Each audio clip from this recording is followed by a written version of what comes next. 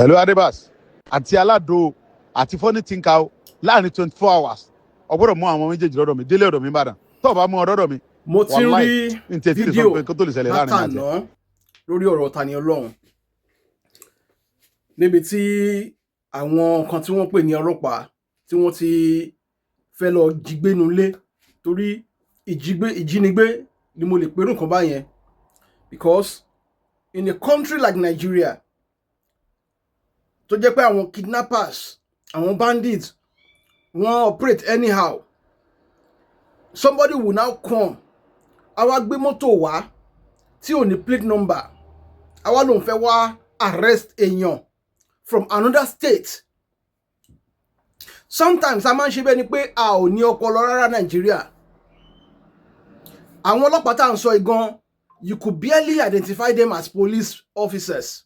Yeah, wọ́n wọ over apron àbí kí náà ti ń pè tó kọ police lára. But does that shows that they are true police? How can a police dress in that manner? Now, mo ti rí ọ̀pọ̀lọpọ̀ reactions látọ̀dọ̀ àwọn kan tó ń pera wọn ní àáfàá, and the rest of them. Even gan mo tún rí eléyìí tí máa nǹkan tó ń pè ní ajígini tó ṣe fídíò tó ṣe lánàá. Now, many of you lẹ́bẹ̀ sí ń refer sí ìgbà tó lóye Sunday Igboho tó ní kó lọ mú bàbá Lado àti Funny Thinker tí olóyè Sunday Igboho invite wọn. Ẹ wá ń compare issue olóyè Sunday Igboho àti issue Funny Thinker. Ẹ ń compare sí ọ̀rọ̀ Tani Olohun tó ṣe lánàá. Kí ló fi jọra wọn? Kí ló gbà jọra wọn? Sunday Igboho ń sọ fún ẹni yẹn, ẹ ṣáà gbọ́ díò tí mo kọ́kọ́ play níwájú yẹn. Olóyè Sunday Igboho sọ fún ẹni yẹn pé kí ẹni yẹn kó gbìyànjú láti rí pé bàbá Lado àti Funny Thinker kó wá sí ọ̀dọ̀ òun, kó mú wọn wá sọ́dọ̀ òun. Ṣé arrest nìyẹn? Àbí wọ́n ní kó lọ kidnap wọn wá? Olóyè Sunday Igboho dẹ̀ lérí mọ́ àwọn ọmọ yẹn o, kò lérí mọ́ Funny Thinker àbí bàbá Lado. Ẹni tí Sunday Igboho mọ̀, Sunday Igboho sọ pé òun mọ̀ nǹkan tó lè ṣe láàrin àwọn méjèèjì. Bóyá kẹ́ ẹ tún gbọ́. Mi ò mọ̀ nǹkan tó lè ṣe láàrin mi àti ẹ. Táwọn ọmọ yẹn ò bá dọ́dọ̀ mi. Àǹtí àwọn ọmọ yẹn bá dọ́dọ̀ Sunday Igboho, ṣó fẹ́ pa wọ́n ni? Ṣó fẹ́ pa wọ́n ni? Àbú fẹ́ lọ tì wọ́n mọ́lé? Because some of you kì í ronú kẹ́ tó sọ̀rọ̀ ńgbà míì. Now, kí ni ọ̀rọ̀ tó bí ọ̀rọ̀ Tani Olohun àti US imam? Toró rẹ̀ pé ọ̀rọ̀ tá à ń sọ yìí sìn, ọ̀rọ̀ US imam barrister US imam ló ní kí wọ́n gbé Tani Olohun according to the narratives online. Now, ibi tọ́rọ̀ yìí ti bẹ̀rẹ̀ gangan ló yẹ ká ti wo ọ̀rọ̀ yìí. Àtìgbà tí wọ́n ti ṣe ọdún eégún olóòlù ni ọ̀rọ̀ yìí ti bẹ̀rẹ̀. Fẹ́yìn tẹ́ ẹ̀ bá mọ̀. Látìgbà tí wọ́n ti kéde láti ṣe ọdún eégún olóòlù lọ́dún tá a wà yìí ní ó dà pé sometimes last month nínú August, if I'm not mistaken, nínú July. Àtìgbà yẹn ni ọ̀rọ̀ yìí ti bẹ̀rẹ̀. Torí ìgbà yẹn ni mo rántí pé látìgbà yẹn ni àwọn àáfàá ti bẹ̀rẹ̀ sí ní tahùn sí ọba Olúbàdàn, odidi ọba Olúbàdàn. Now, Tani Olohun wá wò pé wọ́n bú bàbá ẹ̀, olọ́jọ́ kú ẹ̀ ò pé, ọjọ́ kú ẹ̀ ti pé ọkọ̀ ń yẹ ni, ó ń pretend ni.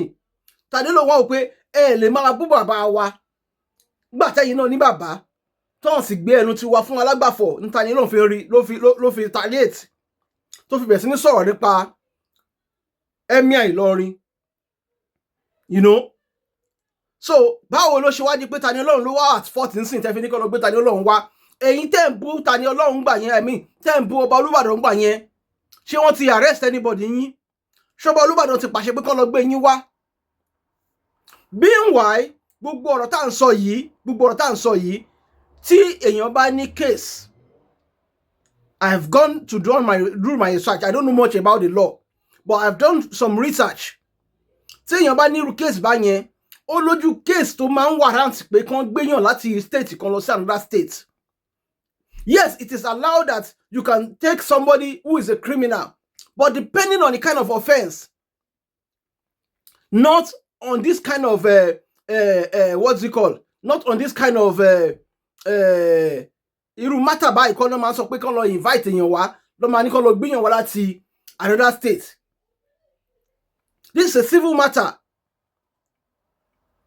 So if he has to answer to any court, it has to be the court in his own state.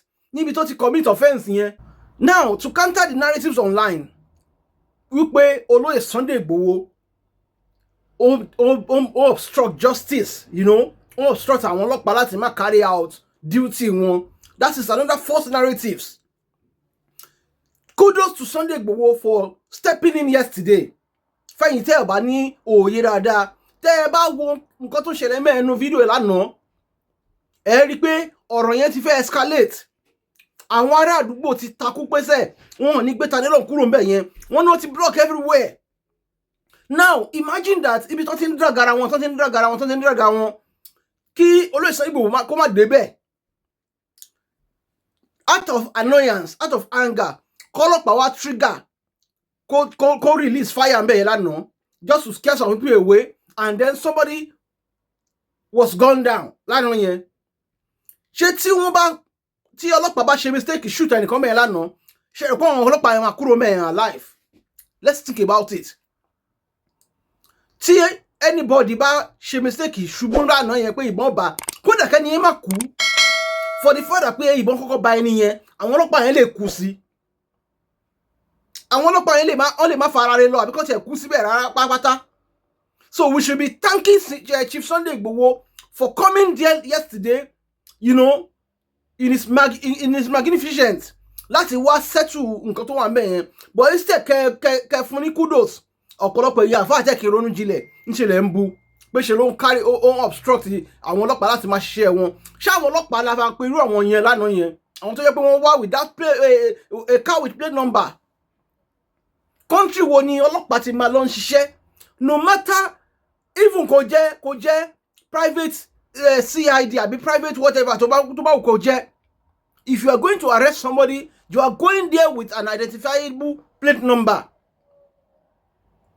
You are supposed to go there with a plate number, or a registered vehicle. Your face might be covered so that they don't tell your identity. But your face, your car has to be numbered. Failure to do that, and even how how can a car drive from as far back as Kwara State, driving to Oyo State without a number? Would that happen anywhere in the world? Would that happen anywhere in the world? Who allows you to drive a car? First of all, they are supposed to answer to a court for driving on the road, on a federal road, on the state road, without a plate license. They're supposed to invite them. In fact, they are supposed to sue them. They're supposed to pay a penalty for that. Then, you are coming to somebody's house, and then you are already trampling on the person's right by over-dragging it. Yeah, it's supposed to pay one invite here. One invite Tani Olohun, go answer invite. Then I don't know better ways to do things. Resist. Is there no other things to do? Tefin ìyàwó àtàwọn ẹ̀gbọ́n ìyàwó, kí ló ti ń pè, according to the video tí mo rí ni o, wọ́n lu ìyàwó Tani Olohun, wọ́n náà gbàgbọ́ mọ́ àwọn kan lọ́wọ́, ṣe gbogbo ẹ̀ wọ́n lù wọ́n lórí. Even kan ìkan lára àwọn obìnrin yẹn, wọ́n ló ṣe ní miscarriage ní tó ṣe dé láti hospital because you want to come and arrest somebody. Now to arrest somebody go bá wá síbẹ̀ yẹn, because it's take over 30 minutes, 40 minutes, Olóyè Sunday Igboho débẹ̀, and that matter has been escalating. Attentions, àwọn èèyàn ti ń get attention, ti ń get memo pé there's problem on ground. To Olóyè Sunday Igboho bá wá láti wá make sure pé wọ́n pe CP lánàá yẹn, láti make sure pé wọ́n resolve issue yẹn, káwọn ọlọ́pàá yẹn lè kúrò ńbẹ̀.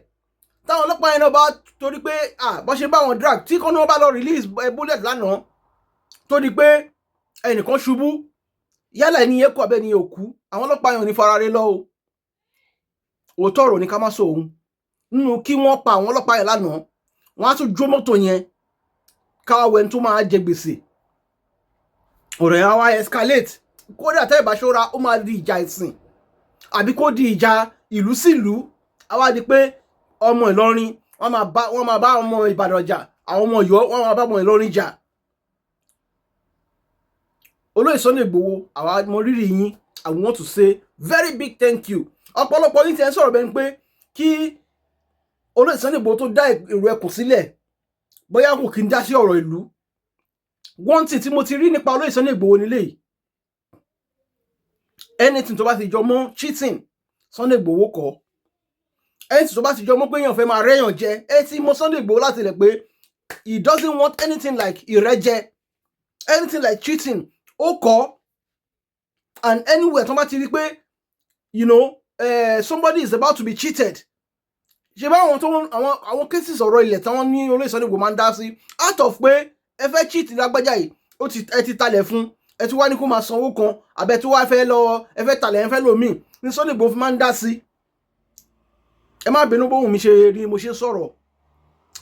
I mean, I'm a kind of loud person tí wọ́n ti ń sọ̀rọ̀ tó bá ká mi lára, so ẹ má bínú. Olóyè Sunday Igboho rí pé I mean ẹ ti mọ̀ pé Sunday Igboho tó bá ti lè gbọ́ pé any issue pé wọ́n fẹ́ rẹ́yàn jẹ, he doesn't support it, and that is what happened also yesterday. So fún gbogbo èyí tí ẹ ń lọ ọ̀rọ̀ yẹn mọ́ wípé Sunday Igboho jẹ́ kí ọlọ́pàá ṣiṣẹ́ wọn, ó obstruct the Nigerian police. Mo ti ẹ̀ ń gbọ́ta Ajínigbé sọ wípé these are not Kwara police, they are Nigerian police and they can operate anywhere. Yes, they can operate anywhere, but ṣé kò ní ṣé you are a law officer. I mean you are a lawyer, so to say. You are a law personnel and you know the right, you know the truth. Ní Ajínigbé, you are saying that Sunday Igboho kò fẹ́ káwọn ọlọ́pàá kí wọ́n ṣiṣẹ́ wọn, ó ṣe kinní kan, ó ń obstruct kinní wọn. Tí Sunday Igboho wá fẹ́ kí wọ́n mọ̀ wọn kọ́ mú Sani lọ́la lánàá yẹn, tó yẹ pé kò ṣe kó fẹ́ kí peace wà ńbẹ̀ yẹn ni, he doesn't have to call the CPO in Kwara State. Now you know that tí yẹn wọ́n fẹ́ wá mú yàn ní state, wọ́n gbọ́dọ̀ lọ sí ọ̀dọ̀ state ibi tó ti fẹ́ mú yàn yẹn, àwọn ọlọ́pàá yẹn gbọ́dọ̀ kọ́kọ́ lọ mark attendance níbẹ̀, wọ́n gbọ́dọ̀ lọ inform commissioner of police tó bá wà ní state yẹn. Ṣé àwọn ọlọ́pàá tó wá lánàá sọ́dọ̀ Tani lọ ṣé wọ́n ṣe bẹ́ẹ̀? Because gbogbo ẹ̀ láti padà rí nígbà tí Olóyè Sunday Igboho pé CP Ọ̀yọ́ state sọ pé àwọn ò mọ anything nípa ẹ̀.